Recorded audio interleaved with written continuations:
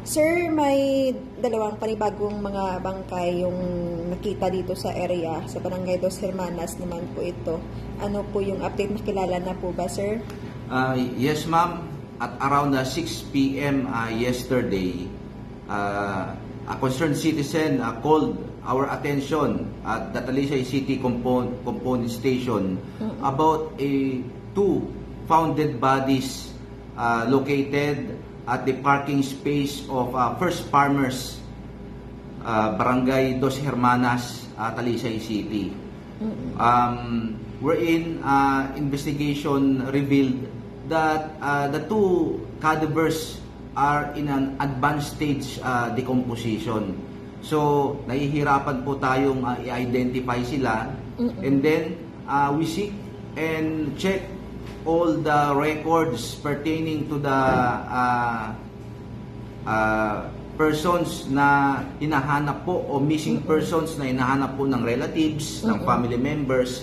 As of this moment, sir and ma'am, negative pa po, and even po sa barangay sa Talisay and nearby cities and towns is negative pa. So, titignan natin dito yung first, yung identities po ng mga victims and then your perpetrators.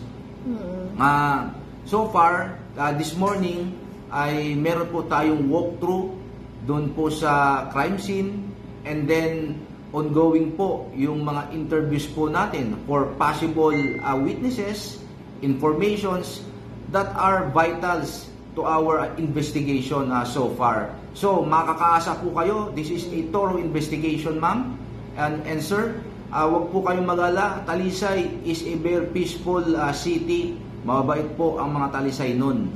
It so happened, this is a isolated incident. It is not a reflection of our peace and order, but isolated incident lang po ito. Makakaasa po kayo na gagawin po namin ang aming makaya para po ma-resolve ang insidente po na ito. Sir, anong mga suot or mga pwedeng makapag-describe, makakatulong sa pagkilala or panawagan natin sa mga nakikinig para sa pagkilala ng mga biktima na ito, sir? Sir, ma'am, one of the personal belongings po nung mga isa po sa mga cadaver ay meron siyang sling bag na black. And then ibibigay po namin sa inyo yung mga pictures po ng mga personal belongings. And then yung isa po nating victim ay wala po siyang upper garments. Shorts lang ang meron siya. Siguro po makakatulong po yung mga media po natin, local media, para po malocate po natin yung mga family members po, relatives ng mga cadavers natin. Humihingi po kami ng tulong sa mga concerned individuals po dyan. Kung meron po kayong alam, vital information regarding po dun sa insidente na ito, ay wag po kayo, don't hesitate to come with us to report to Talisay Component City Police Station about the information. Makakatulong po ito ng malaki para po dito po sa ating ginagawang investigation. Sir, malalaman pa po ba kung anong mga gender nito since na sa advanced stage of decomposition yung mga biktima? Currently po, meron po tayong examination po ng postmortem examination, and we are waiting for the result.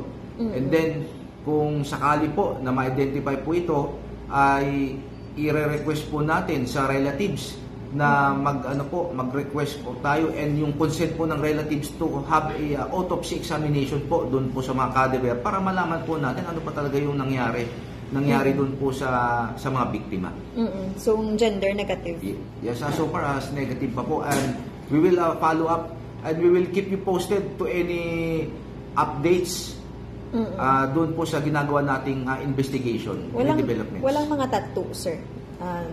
Makalalaman pa po ba? So, malalaman po natin mamaya dahil yung mga balat kulay is iba na yung kulay nung nandun po kami sa area. And mamaya po malalaman natin yung iba pang pong developments doon po sa post-mortem examination. So, another update po kung anong mga kinamatay nito, wala pa Yes po. po. Yes Sige. po, ma'am. Oo. Sir, may dadagdag ka pa po. Wala na po, ma'am.